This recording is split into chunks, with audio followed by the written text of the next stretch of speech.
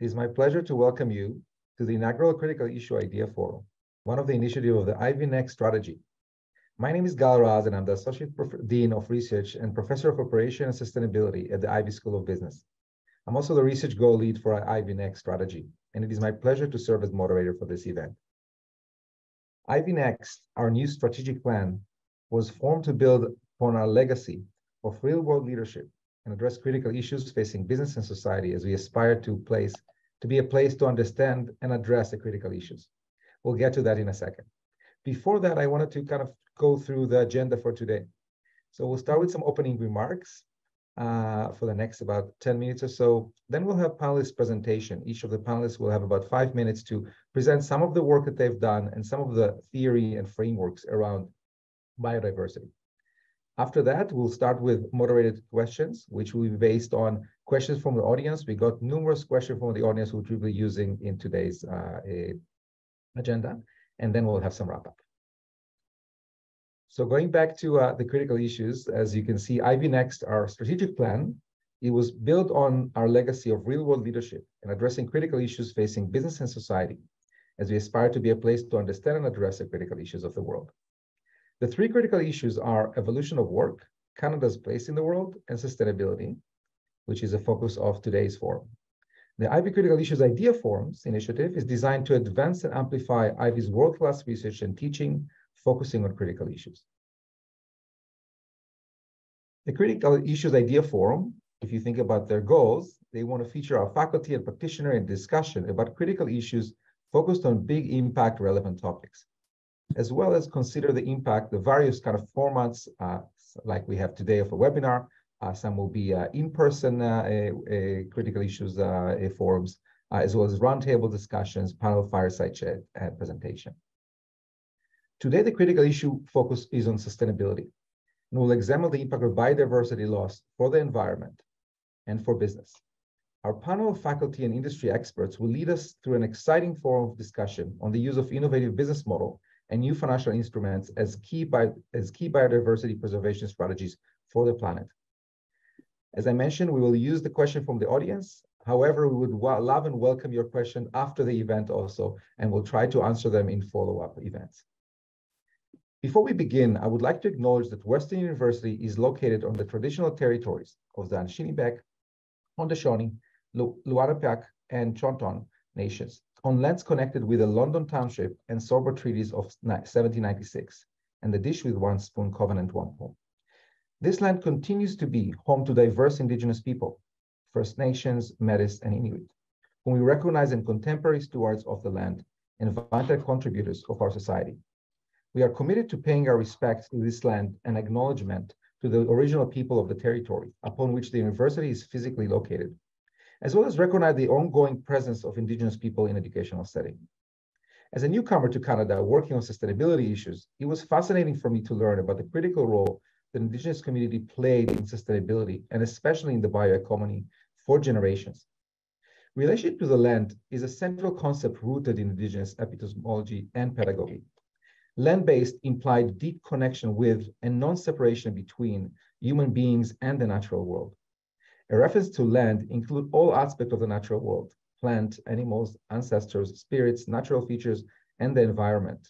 Things we're talking about like earth, water, and mineral. The focus of Idea Forum today, biodiversity loss, is one of the biggest risks to business and the planet, as companies are only beginning to explore their impact on the environment, and very few have specific biodiversity preservation strategies. We want to further our work in this area while paying respect to the original people of the territories as part of our commitment to truth and reconciliation, and to building relationship and acknowledging our responsibility to Indigenous communities. I want to start by introducing our first panelist.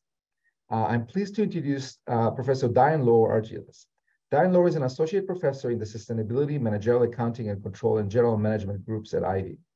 As Ivey's Sustainable Finance Lab lead, she is pushing boundaries of knowledge and practice by investigating how fashioning new devices and collective action can help transform financial markets towards sustainability. She's currently leading an extensive research program on conservation finance, aiming to channel capital towards protecting ecosystems, notably through conservation impact bonds. Thank you, Diane and Laura, for sharing your invaluable insights and expertise in the area. Thank you, Gail. Bonjour à tous. Merci d'être ici. So as Gail was saying, I'm a faculty member leading the Sustainable Finance Lab. I've been working with Andre, was in the panelist here on the coding and conservation impact bonds and other financial projects. So my task here in the next 5 minutes is to give you an overview of what we talk about in terms of biodiversity. So here you have 4 themes when it comes to challenges and opportunities, when it comes to the biodiversity loss crisis and the climate crisis. So often we speak about the climate crisis, but the biodiversity loss crisis is also a crisis that, of course, is linked to the climate crisis.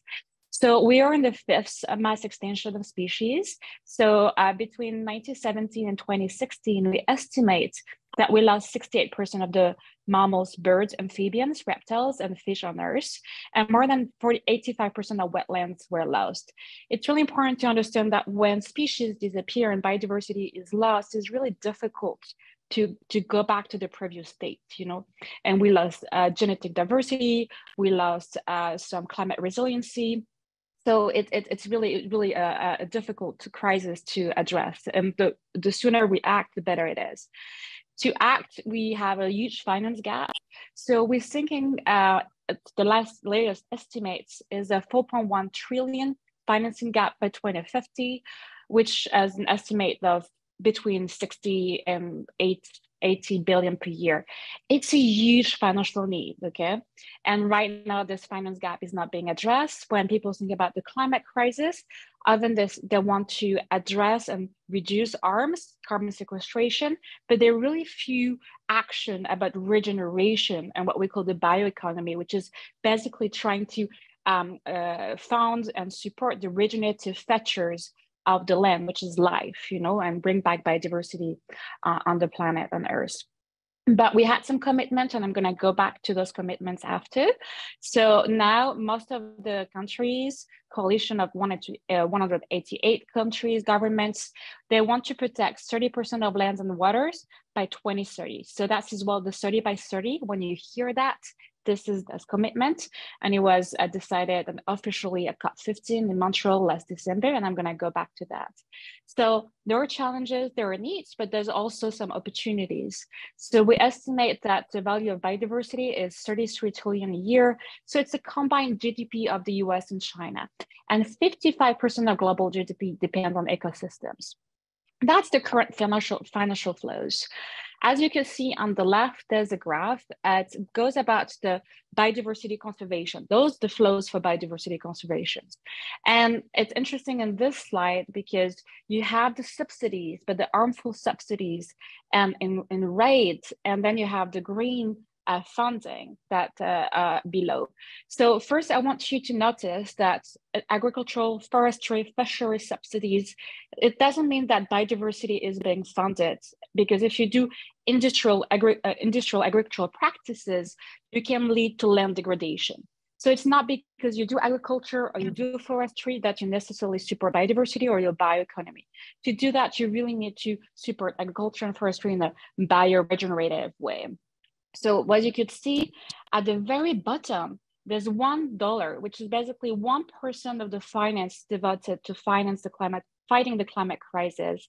It's channeled towards restoring ecosystems.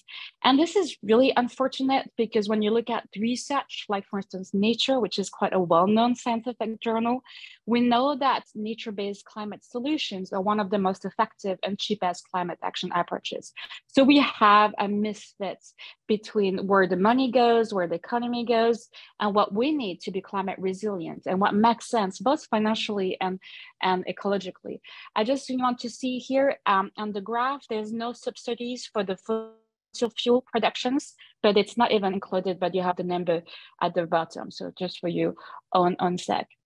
So now I'm gonna go to the next slides about the COP15. So you understood that we are facing a huge climate crisis, a biodiversity loss crisis. I think now governments are starting to understand what's going to happen next and what we have to fight. We see there's opportunities, challenges, and a mismatch between the financial flows and the economic flows and what we need. So now we have in COP15, it happened in Canada. So it was a Chinese conference that was hosted by Canada in Montreal. That's why it's called Cumin Montreal. Because of COVID, it was postponed. So this is a really interesting COP. So you know the COP for climate, this is the COP for biodiversity. And so we have an historic packages to address the loss of biodiversity and restoring natural ecosystems.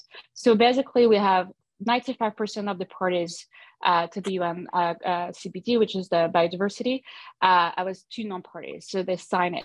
So on the next slide, you'll see what the main measures are. So what is interesting, that's really the finance and biodiversity there. So here we're in a business school, we're looking at the economics aspect of it. So for the first time at the COP, there was one day dedicated to finance and biodiversity. And what they committed was that, and this is the general press release, that subsidies, the subsidies you saw 2 slides ago, that are harmful should decrease.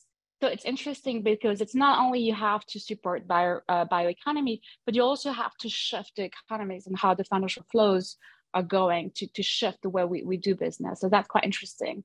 Then the second one, of course, that they want to have more financing from both domestic and international biodiversity from all sources, both public and private, and they really insisted on the blended finance and the role of the corporations there, because governments won't have enough money and cannot act alone.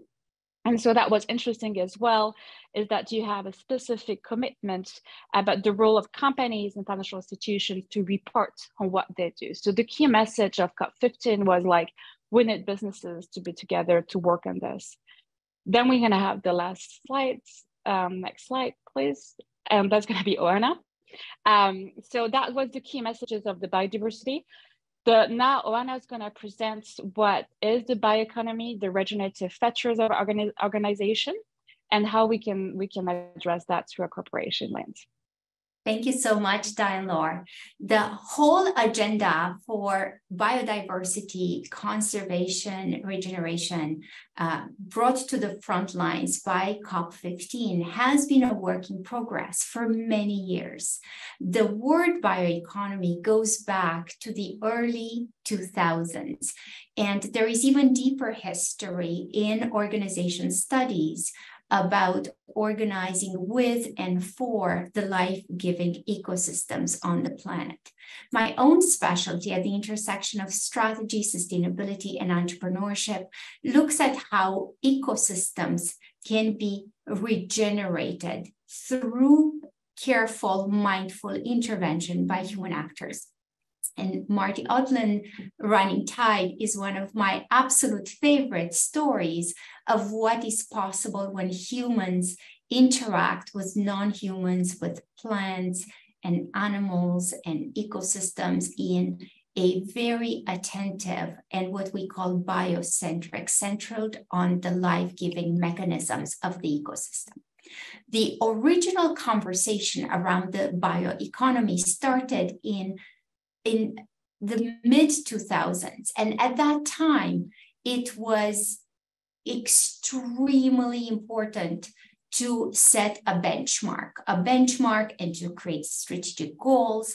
But progress was very slow against those benchmarks. And by any metrics, we have very small percentages, 1 to 1.5% of the GDP as we measure it today is allocated to the ecosystem services.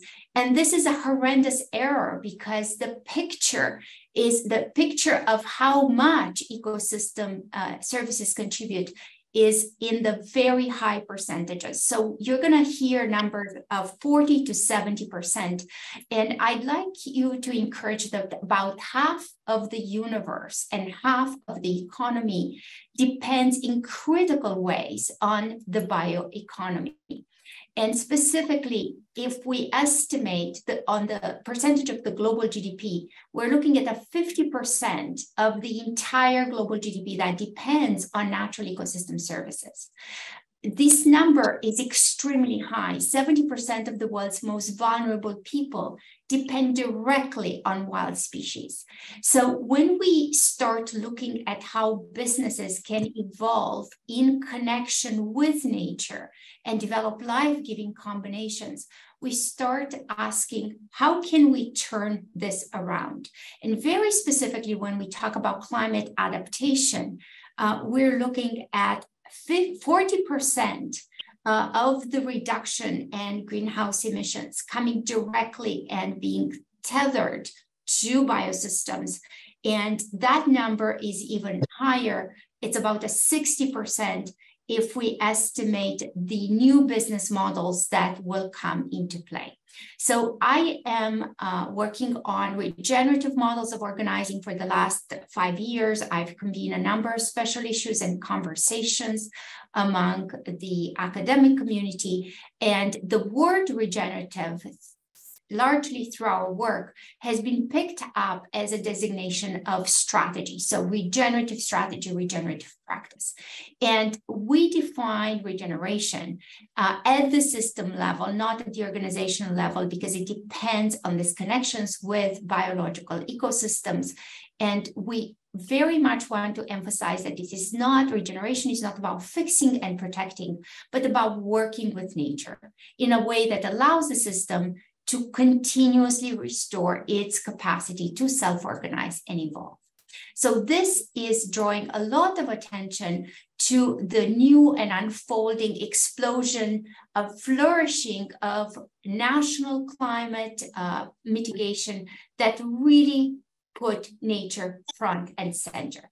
Most countries now have bioeconomy, blue-green. We're going to go into details of those, but it's the green bioeconomy, also known as green growth, has been in the early stages in the last 2 decades, give or take, been associated with this new way to find a new recipe for growth.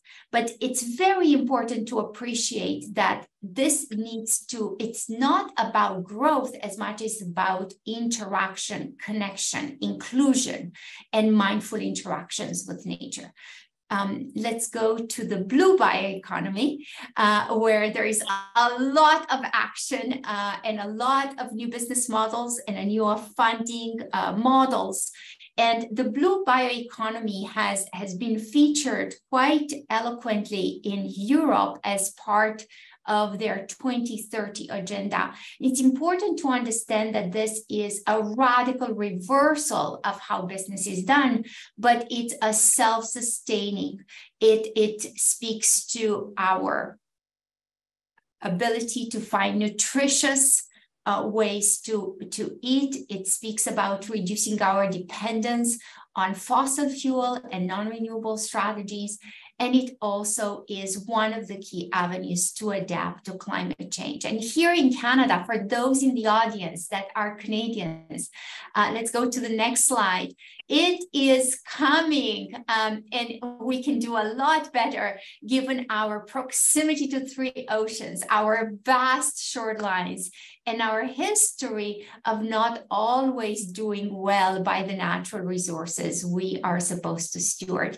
This is important for many communities. It's every day more important as the Arctic Council starts foregrounding the role of rivers and natural ecosystems.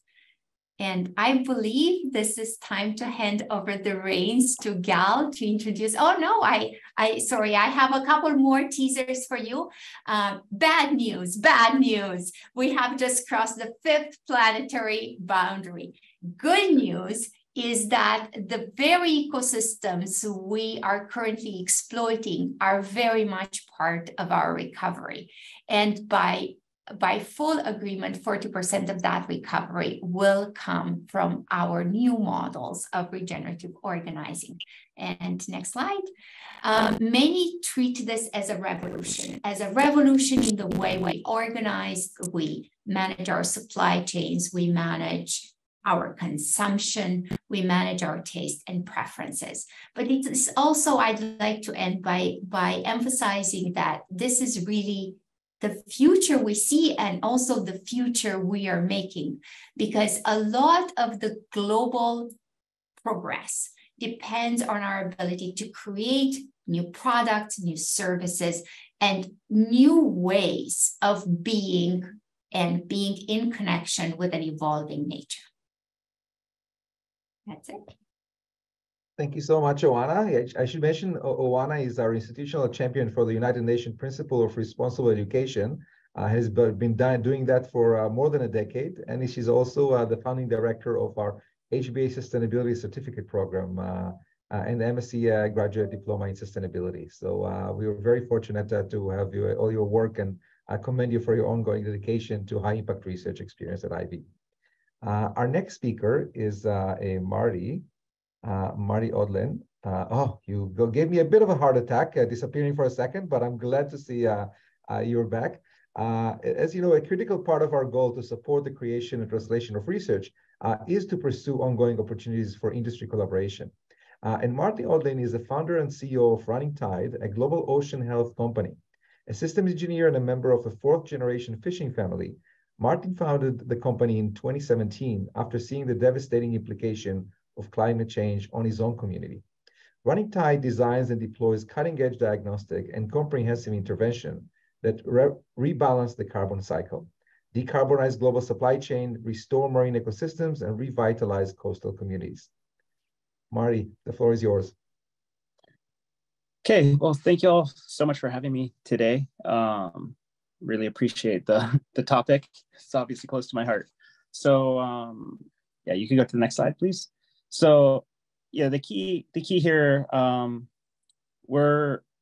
think everyone's aware of, I mean, especially in Canada now, everyone's aware of the threat we are facing. And what's getting a little bit scary for the world is that we rely so much on the ocean, all the ecosystem services provided by the ocean, the cultural touch points for so many coastal communities. And the ocean is the center of our climate system as well. The ocean right now removes most of the carbon that does get removed from the atmosphere. And, go back, sorry, one slide, not done. And, right now it's getting hotter, it's getting more acidic, and it's less productive. So it's no longer, it's starting to do its job a little less that we need it to, and that's terrifying. In my own community, we could see that the fish are moving north and they're moving deeper, and it's incontrovertible evidence. And the scary thing about fish moving north and animals and trees and everything moving north is that we run out of north. And I think we're starting to bump into those planetary limits, and that's why we started Running Tide. So next slide. Key for the key to understand for what carbon removal is, which is like one of our primary activities. We also do a bunch of coastal restoration work, but the primary driver of the business right now is removing carbon. Carbon removal is just moving carbon from the fast cycle, so the coupled system of upper layer of the ocean, the atmosphere, and the biosphere, and moving it into the slow cycle, so geologic storage in the deep ocean. Next slide. On the topic we're talking about today is, carbon removal credits carbon removal liabilities are liabilities that have emerged into the balance sheet of companies. Companies are now forced to account for these by the SEC. It's like if you dig up some fossil fuel, you burn it and it goes into the atmosphere, you have a liability on your balance sheet. As the world shifts to requiring removals, the credit being the inverse of that liability, moving carbon from the fast cycle to the slow cycle, we're going to need $1 trillion of carbon removal credits per year by 2050. And that's the opportunity right there to power the bioeconomy, exactly what we're talking about. So this is the fuel. These carbon removal credits are our fuel to be able to actually connect humanity back to nature in a nature positive way. Next slide. So we've built what we have called the Ocean Mind platform, which enables a global network of scalable nature-based carbon removal solutions, everything from coastal restoration, macroalgae growth and sinking, ocean alkalinity enhancement, river liming, et cetera. That allows us to create like an audited data product that companies can use as to remove their liabilities from their balance sheet, and coupling that with biodiversity measurements is our way to like shoehorn in biodiversity into capitalism. So next slide. And if engaging in those solutions on the previous slide is a way to all of the best part about all of this is that it happens out in nature. So this happens out in communities that are touching nature, and it happens through people that are touching nature. And if we're able to direct the flow of capital to nature and to these communities, we can have cascading benefits for communities that right now are under tremendous threat. So happy to be here today and look forward to discussing further. Thank you so much, Marty. And thanks for your incredible contribution to global conservation and nature-based solutions. Our final panelist is an award-winning social innovator who facilitates multi-stakeholder collaboration that are working towards social and ecological justice. One notable example is the International Award-winning Conservation Impact Bond, an innovative pay-for-success model that is scaling impact investment for sustainable landscapes backed by private, public, and community financing. The CIB was facilitated by Caroline in Canada, a network of leaders growing a green future with a healthy landscape in the spirit of practice and reconciliation. Please join me in welcoming Andre Pawan, Vashit of Caroline in Canada. Hey, thank you, Gal. Good morning, everyone. I'm so happy to be here with you today and recognizing that, entrepreneurship comes in many different forms. And I think today we've heard words like regeneration, nature-based solutions, bioeconomy. And it's really exciting that Ivey and all of you here today are interested in this topic, which is also, like Marty said, dear to my heart. So we can go to the next slide. So obviously any situation requires a problem statement. And the problem that we are facing more on the land here across the region, what we call Caroline in Canada, which is the Southern Ontario region, is that we are, as mentioned, declining in our biodiversity. And it's actually home to a lot of our species that are at risk, 1/3 of them. And although we've made a lot of collective gains over the years, we are definitely still losing this effort. And a lot of it, this land is privately owned, over 90% of it. So we are a microcosm of what's happening globally. And as I mentioned, if you look at the nature-based facts and figures in terms of how they connect with their economy, industries rely on employing people that are connected to nature. And those businesses that are connected with nature employ about 1.2 billion people across the world. And as Diane-Laure mentioned, trillions of dollars of economic output. So nature-based services can be more cost-effective than just simply engineered solutions and sometimes have fewer consequences. And we are in what we call the decade of restoration, 2030, and we want to restore hectares of terrestrial and aquatic systems. And this can provide a lot of ecosystem services that, again, is valued at trillions of dollars. Next slide. So we want to address this. And the way we've done that at Caroline in Canada as a network of environmental organizations is looking at collaboration outside of the typical conservation sector. And so we've partnered with corporate partners who want to invest, as Marty mentioned, for reasons that connect to their strategic vision in terms of ensuring that their balance sheet is balanced in terms of being nature positive, which is a long road. And we also want to connect with those that want to pay for the success of these projects, which includes our government partners, private foundations, and as well, we have investors that want to be part of this, that we provide capital to us in advance, and we have to give them a return on investment. And I'll explain that model to you. In addition to that, we are working with Ivey, for example, on helping us evaluate and research this model. And critical to this whole model is partnering with our Indigenous neighbors and those who have stewarded this land for thousands of years. So I'll talk a little bit about that as well. So next slide, please. So our model is changing the way we flow capital. So traditionally, in the way we do conservation is you have a government partner that gives money to an environmental project, and then that impact is created, or we have a public or private investment done to an environmental project. And this is done on a project by project basis. But as you saw, the whole zone is requiring a coordinated effort. So what we wanted to do is bundle a variety of these projects under a larger strategy and provide a financial flow that allows us to fund all these projects at once to create more of a strategic vision towards restoring our habitat. And so what we do is we include investors in this model by asking them to put money upfront, taking the risk upfront, and the outcome pairs, or what we call accelerators, will pay for the outcome of that work. And so we're able to address the flow of capital by including investors in our model. They get a return on investment, which is paid by our outcome partners. And that money is flowed in a more unrestricted way to a variety of projects, what we call our habitat portfolio. And then we are evaluating that with our evaluation partners and a third-party audit to ensure everything is done on the up and up. And essentially, we are creating impact in our community with our habitat partners and Indigenous-led projects. And Caroline Canada acts as a facilitator for all that. Next slide, please.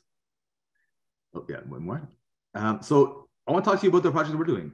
It's called the Conservation Impact Bond. We're a variety of phases. Our first one was called Deshkan ZB Conservation Impact Bond, and worked with a variety of partners from First Nations like the Chippewas of Thames First Nation, investors like Verge Capital in London, working with our habitat partners like Thames Tablet Land Trust, and our evaluation partner like Ivey. And we had a group of investors come in as well and provide that like Verge. And the habitat partners on the bottom are those that received the funding, and again, in that habitat portfolio of projects. So I'm gonna dive a little deeper into this. Next slide, please. So in terms of the metrics that were created out of this, we wanted to make sure that this was connected in a way that provided more of a holistic approach. So not just looking at how much land was restored, but how many connections were created with organizations, how much knowledge was developed. And so we have a lot of great metrics that we're tracking. And the one great story is that we were targeting 100 hectares. We overshot our target by 169 hectares, and we're really progressing well. And we're working towards the second phase and the third phase. And within this approach, we are looking at a two-eyed seeing approach, which allows the Western view of science and Indigenous knowledge systems to combine and work together. So next slide, please.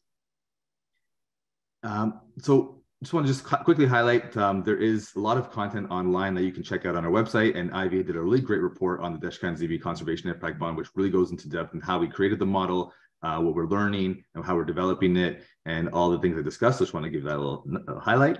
And here's where the story gets really interesting. Next slide, please. We worked with the Chippewas of the Thames First Nation, also known as Deshkan ZB. And I just want to share this quote with you because this really highlights how important this work is. Deshkan ZB comes from the Anishinaabe name for the river, which means antlered horn river. And it's important for us to build relationships with the land to revitalize the local ecosystems. So next slide, I'm just going to start wrapping up here. To know more about how we're trying to create ethical and safe space for this collaboration between Indigenous and non-Indigenous people, we are doing more work on that. You can check it out online, carolinacanada.ca/safe. And then just a few more slides here. We are scaling up. We are launching our second phase, which is the Long Point Conservation Impact Bond. We've included $500,000 of investment money, over $600,000 of outcome payer money, and that's been launched. And we're looking to scale that to a multi-million-dollar scale across the Carolinian zone, which has been seeded by government funding. And the next slide just shows a little bit of I figure, Ivey, you want to see some of the background materials of this, like how the nuts and bolts work. So I'll just put that there. You can kind of scan it. Hopefully, we don't have much time, so I won't go through all the nuts and bolts, but just to share that we are providing a 5% interest return on the investments that we're getting. And then last slide, just to give you a little snapshot of the work. We have some great partners doing some great work. And they include our corporate partners like 3M, they include our habitat partners like Thames Tablet Land Trust, and our Indigenous partners like Chippewas of the Thames, all doing projects in very diverse ways because biodiversity requires diverse efforts, and we're really thankful for all our partners in this work. So thank you.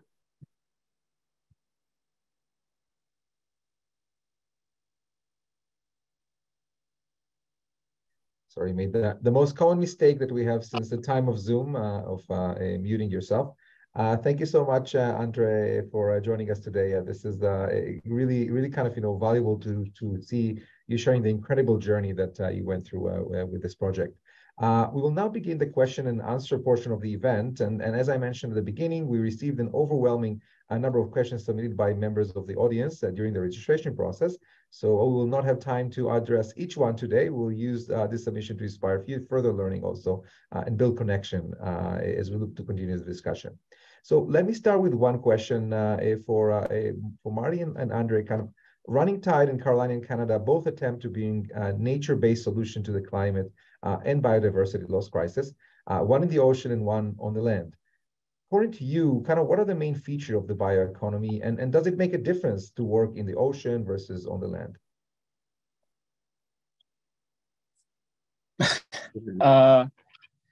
Sure. Okay. Look, I think that, well, first, does it make a difference working from ocean to land? I'll start with that. I think that in some ways, yes, in some ways, no. I mean, the big challenge in connecting capital to nature is in a measurement and being able to determine what are the positive and negative impacts of any given activity. And that can range from socioeconomic impacts on communities, or it can mean impacts on the carbon cycle, or it can mean impacts on biodiversity. So I think in either case, you have to develop sophisticated measurement techniques. And, at first, the whole world is going to start with rather simplistic tools. And as we advance moving forward, we'll have better and better tool sets and measurement techniques that will probably get standardized that we can all agree to, and maybe have, obviously with local inputs. But I don't think that there's too much of a difference really. When you kind of zoom out, you still have to develop kind of the same governance structures. You have some sort of governance structure. You have to have the measurement techniques. You have to be able to turn these things into some sort of data product that can pass audit, so you can pass to customers. And so I think that I think that in general, the difference between ocean and land is more just there's more people on land. So you kind of have to deal with private land ownership. So less people disturbing you in the ocean. Otherwise, I think that they're very. Yeah, you just go. You still have to deal. It's still a commons, so you have to still deal with the stakeholders. But maybe there's not people physically that own that piece of spot that you need to get to do the work. But I think in general that they're very similar activities, and that's why it's so fascinating to learn from. All these innovative approaches are applicable across, wherever you're working, whatever geography you're working in. So I think that's fantastic. What is the bioeconomy? I think just generally, I look at it as just, at first, it's just a completion of capitalism, where there was a bunch of stuff that was just external to capitalism that you never had to account for. So you could do all sorts of stuff, and you didn't have to worry about what happened on the other side of it to communities far away, or what happened to future generations. And I think now the first step of the bioeconomy is just kind of bringing all those externalities internal to the system. That's step one. There'll be future steps, but I think that step one is just measuring and taking all those externalities into account. So yeah, that's my, I think internalizing externalities is step one for the bioeconomy. And once we do that, and I think that that's a process that's undergoing, I'm actually quite optimistic that that's happening. So we'll see how it develops. Andre? Just to build on that, totally agree with you, Marty. Like the words out of my mouth to some degree, because I that's how I look at it. That's how I been helping reframe my journey with capitalism in the economy, is that concept of externalities being internalized. So there's a group called the Natural Capitals Coalition. They do a lot of work in terms of like creating data that allows us to understand the way that nature is connected to the business. And so they say a lot of reports, but they said no business would be profitable if environmental costs were fully integrated into the business, right? Especially large businesses. So think about that. None of the top world's industrial sectors would be profitable if they were paying for all the natural capital that is being received. And I think that's the way that I've been trying to understand it as well. And working with our partners, our corporate and government partners, helping them understand how we can include that into the work with our nonprofit habitat partners as well. It's hard work, but I think that's where it comes into play. And as you mentioned with the land and the ocean, yes, the land is a lot more people, a lot of different diversity, but as you mentioned, they're very similar because we have biodiversity, we have ecosystems that are working together, and we are part of that ecosystem. We're not at the top of the food chain as we will think about it. We are a part of it. We are an equal partner in that work. So as a broad scope, I think to your question, that's kind of, I think, where we're at. Yeah, and I think this is really interesting because this comes up many times when you have companies and corporations arguing, well, you shouldn't put taxes, you shouldn't put a different mechanism when actually the economy is not taking into account those external factors. So if you don't take the externality into account, and what you just said, Andre, is really fascinating, right? If companies are not able to make money, if you put the externality there, then there is a question about the viability of those companies, right? If we have to look at the system overall. So this is definitely a really interesting question. And going into, in a sense, kind of financialization, one of the interesting questions we had was, how can we avoid financialization of nature, leading even to further commodification of the ecosystem? So is this a risk that we need to kind of worry about, and how do we avoid it?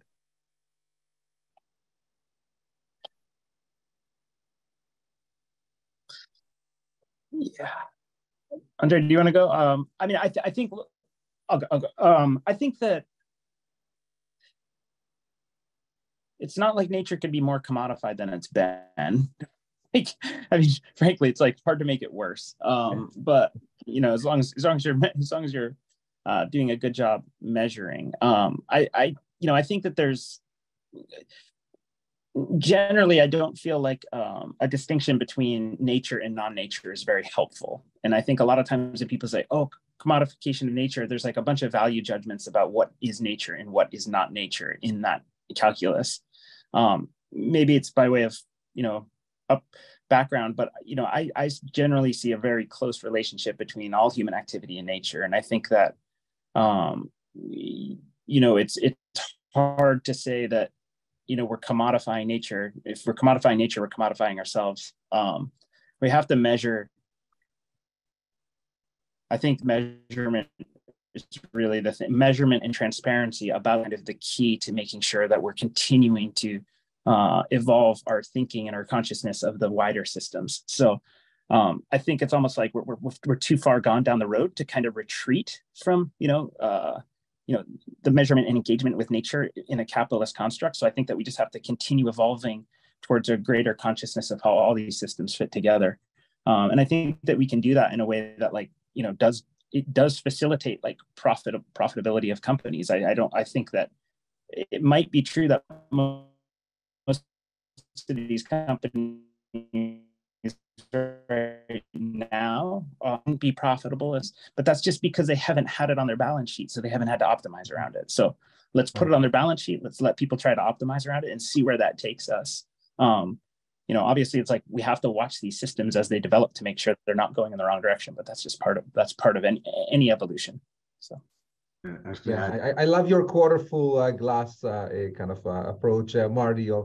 It can get worse, so let's just continue. Sorry, Andre. No, it's okay. I just want to add to that. I think one of the greatest learning journeys I've been on when collaborating with some of our Indigenous partners is a reframing of how we look at the economy from a different cultural lens. So yes, we're in this state of capitalism, and want to talk about systems change. Like we maybe want to change these systems. It's not easier said than done. And so we have to continue using the language of capitalism, of financialization, of commodification to even accomplish some of these goals that we're talking about, even though we want to maybe go further than that in our relationship building. But sometimes we have to use what we have available to us in terms of everyone's shared understanding. And then pushing that understanding to a different space is part of the cultural and social change. And that's why I think working with our First Nations partners is giving us space to then really do that work of reframing our cultural understanding of how we engage with nature. And that's, I think, when we start going further into that work, that's when the mental models are changing, and then we can maybe shift the way we operate in these systems. So it's a little bit of a dance of both. Like, with some of our partners, we have to speak the language that they're currently in of financialization, commodification. We have to do that in order to engage them and get them involved, while maybe creating space. So in our case, we do workshops actually with all of our partners. They're not just funders. It's not just a transactional, it's a relational agreement that we have to include them in some of the learning journey as well. And so our hope is not only to just get money, but also to create relationships that we're all kind of working together to shift the way we think about these things. And hopefully that can have impact on them beyond the scope of our project, but within the work that they do beyond in their own organizations. Diane, Laura, you wanted to comment? Yeah, because we're leading the Sustainable Finance Lab here, so really at the core of financialization and creating these new financial products for regenerative economy. And I think what is really important is not to confound the means and the ends. So often we're looking at the financial sectors, and making money has become the ultimate purpose.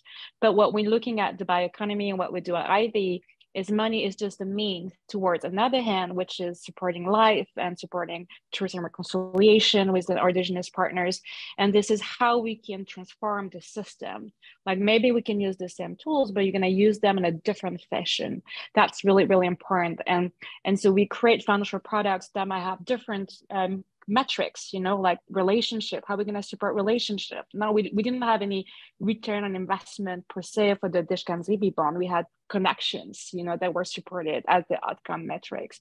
And I think Oana is working on regenerative organizing, because those type of financial models that have to be translated in the form of organizing as well. It's not only about the financial capital, it's also about the way we organize ourselves, the way we value ourselves, the way we create relationship. And we often say that we go at the time of the speed of trust, and that's really important as well, trust, and the way we also following the seasons, changing our relationship to time as well. So that's the shift as well. But I do believe that business goals and capitalism is really core to our society right now. Whatever we want, that this is the fact. So if we need to trigger change, this is really where we should start, is at our business school and what we teach and we create our capitalistic system. Oana? It is a wonderful opportunity to learn. We are learning how to see and internalize the suffering of nature. We are learning to measure. We are learning to mindfully interact with nature. And in the process, the products and the categories of the future and the term sheets and the conversations and the pitches and the language and the expectations and the taste and preferences of consumption, they are all transforming, but it begins with us being placed in the centers of the ecosystem on which our own well-being and our continued prosperity depend. So it is not that we have ever been separated, but our relationship with the natural ecosystems have been antagonistic and exploitative rather than symbiotic. So turning to indigenous ways of thinking and being with nature and working for nature, it just opens this greatest revolution in how we manage. So we no longer control nature, but harness the life-giving patterns of nature. This is why running tide is such a captivating model, because it is learning with, moving with, but moving fast, going to scale, so that we can allow nature to help us solve the very problem we have created in that exploitative cycle. Thank you, Oana. So what are the partnership requirements to support the bioeconomy? I would say both from corporation perspective, but also from kind of what can First Nations do to support the bioeconomy as well as corporations? What are your thoughts? Any of the panelists, Marty, you can start, or Andre? Andre, why don't you jump on that one? You're doing better work there. So yeah, there's a few things. One thing of just at the gate, what I'm learning right now that I want to share is that when we talk about our Indigenous partners, sometimes we talk about broadly our partners as stakeholders. I've been learning to reframe some of my language around rights holders. And so that is one thing I'm learning about right now. So when we talk about these relationships, just understanding that they're unique. And we do have some partnership criteria for our corporate partners that I want to mention, given in the context of this conversation, and they're fourfold. One is that we ask that all of our corporate partners sign off on a commitment to truth and reconciliation. Two, that they are able to describe to us their commitment towards their corporate and environmental social responsibility within their strategic mandate. That's from a business plan point of view, not just from a corporate giving point of view. And that three, that they're willing to be transparent and accountable to the work that they're doing. So right now there's a lot of work in kind of disclosures within the climate and nature-based space. And so not just disclosures from those kind of layers of maybe global agreements, or even from a regulatory point of view, because a lot of the corporations are being driven by regulatory compliance, but also just to share that they're willing to be transparent and accountable to us as partners if we ask them questions that might be challenging in terms of what they're doing. So just open dialogue. And most importantly, as I mentioned about the common learning journey, there's a commitment to engagement. So you're not simply signing a check and signing off on a piece of paper. You're willing to engage with us on this process. And I think that's really where we're going to be able to shift in terms of the work, and having all these folks coming together and doing the work collectively, as opposed to just kind of off in our silos. That's really what's the beauty of what the collaboration in this work that we're doing at the Conservation Impact Bond's about. But those are the four kind of criteria, and we assess our partnerships using those criteria. And it's hard work. I can't say it's easy, and I can't say everyone agrees on everything, but we're trying to do our best. And it's definitely a journey. I think this is beautiful, because I mean, what you're describing is much more than an ecosystem or a business relationship. It's a community. I mean, in the sense, you're creating a community that's working together, which is exactly what you want to do. Marty, do you have any thoughts on that? Yeah, I mean, I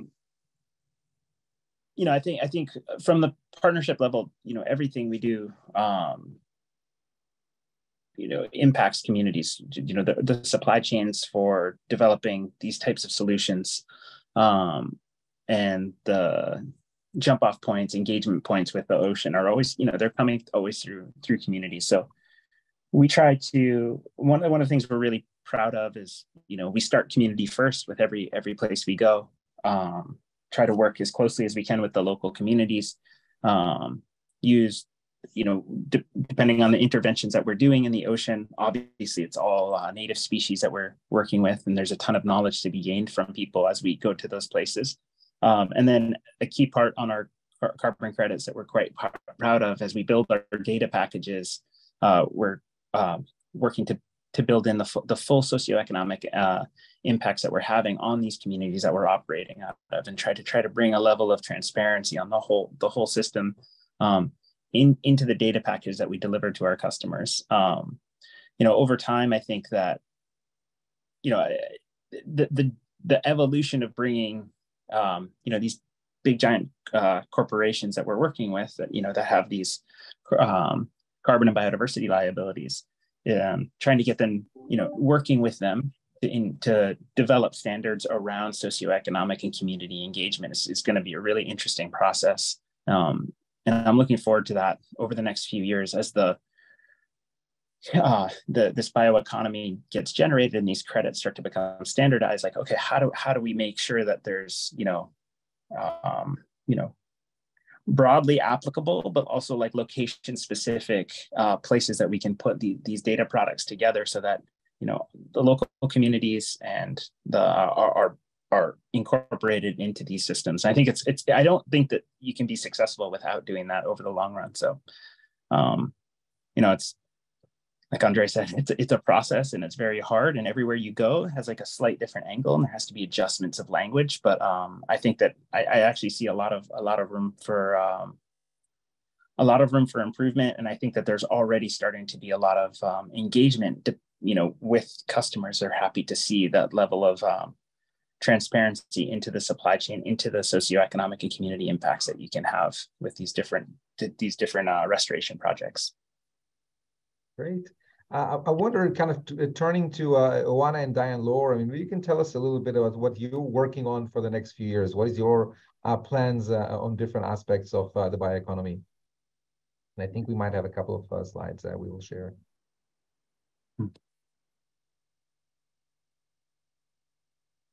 There is a lot going on as the slides appear. So Diane-Laure and I are just going to highlight one of our favorites. I'm going to start with the brand new Master of Science Graduate Diploma in Sustainability. And this is particularly exciting because it allows us to introduce workshops offered by Ivey alums, transforming natural ecosystems around the world and teaching these new tools and measurements and techniques of reversing carbon cycles. Over to you, Diane-Laure. Yeah, so here we have a lot of different certificates and diploma that we do, and Oana and I are co-directing the sustainability certificates, but we're also talking about the PhD, the MBA, we have a conference. So really what is really important is that sustainability is a critical issue at Ivey, so it's going to be really core to us in our teaching. Then you have other activities, maybe the next slide, please. We do have case studies, and that what's interesting is that we try to publish the case studies for free when it comes to Dishkan ZB, which is the case Andrew was talking about. We also have a case study on concept notes on peoples and the land, and we're really developing teaching material here as well. So Oana, do you want to comment on this?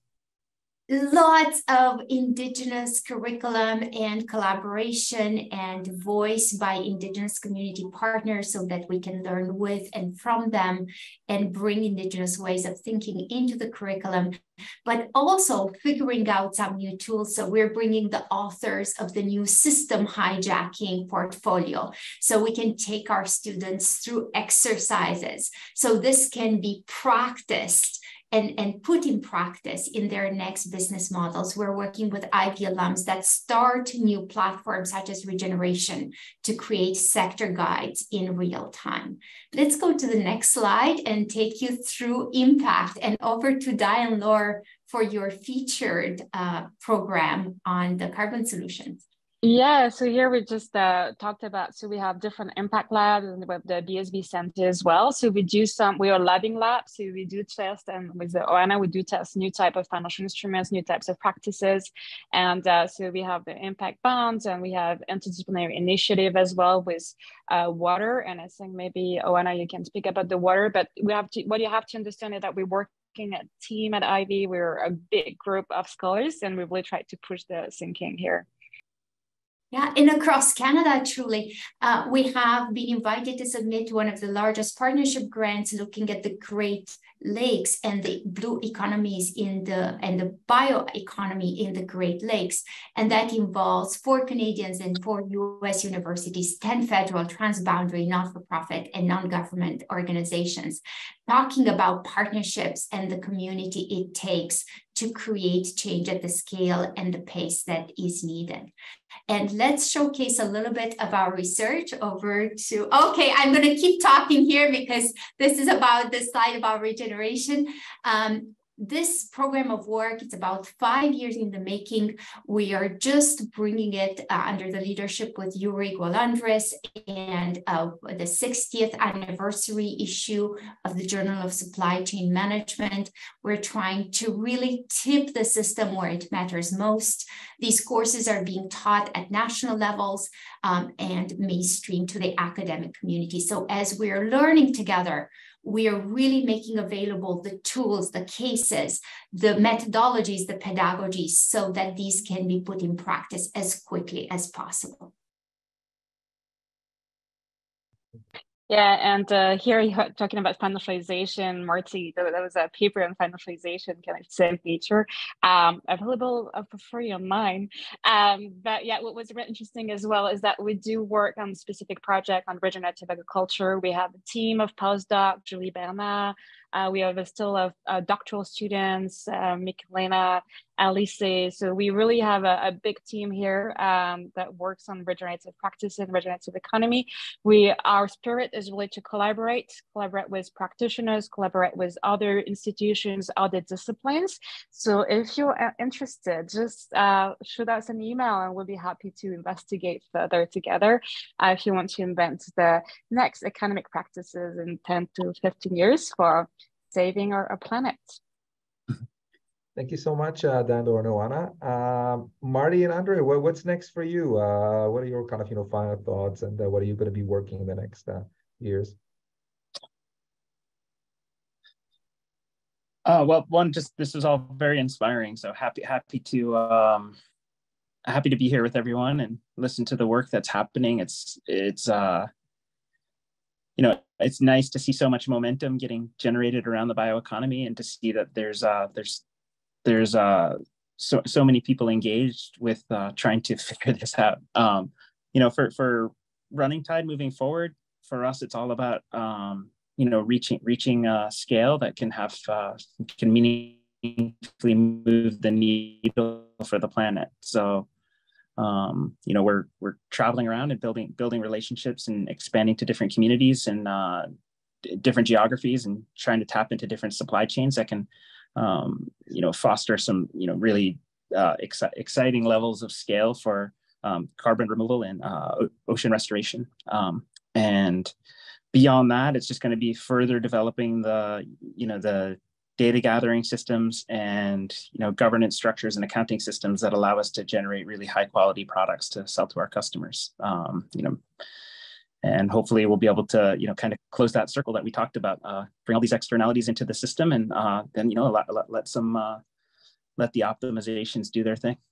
So thank you all for having me here today. I really appreciate it. Learned a lot. Andre? Yeah, just quickly, also like Marty, trying to scale our work, deepen our work.